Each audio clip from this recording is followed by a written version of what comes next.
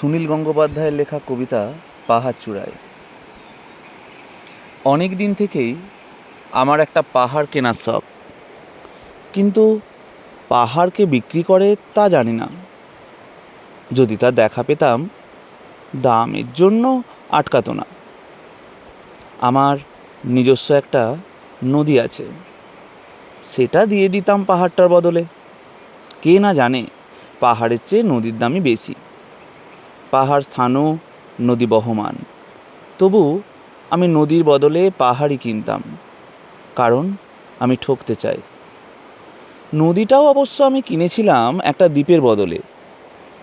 ছেলেবেলায় আমার বেশ ছোট্টখাট্ট ছিমছাম একটা দ্বীপ ছিল, সেখানে অসংখ্য প্রজাপতি। শৈশবে দ্বীপটি ছিল বড় প্রিয়। আমার যৌবনে দ্বীপটি আমার কাছে মাপে ছোট লাগলো।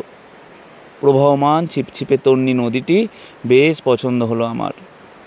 বন্ধুরা বলল, ওইটুকু একটা দ্বীপের বিনিময়ে এত বড় একটা নদী পেয়েছিস, খুব তো জিতেছিস মাইরি। তখন জয়ের আনন্দে আমি বিহ্বল হতাম। তখন সত্যি আমি ভালোবাসতাম নদীটিকে। নদী আমার অনেক প্রশ্নের উত্তর দিত, যেমন বলো তো, আজ সন্ধ্যেবেলা বৃষ্টি হবে কি না। সে বলতো, আজ এখানে দক্ষিণ গরম হাওয়া। শুধু একটা ছোট্ট দ্বীপে বৃষ্টি, সে কি প্রবল বৃষ্টি, যেন একটা উৎসব। আমি সেই দ্বীপে আর যেতে পারি না। সে জানতো, সবাই জানে, শৈশবে আর ফেরা যায় না। এখন আমি একটা পাহাড় কিনতে চাই। সেই পাহাড়ের পায়ের কাছে থাকবে গহন অরণ্য। আমি সেই অরণ্য পার হয়ে যাব, তারপর শুধু রুক্ষ কঠিন পাহাড়।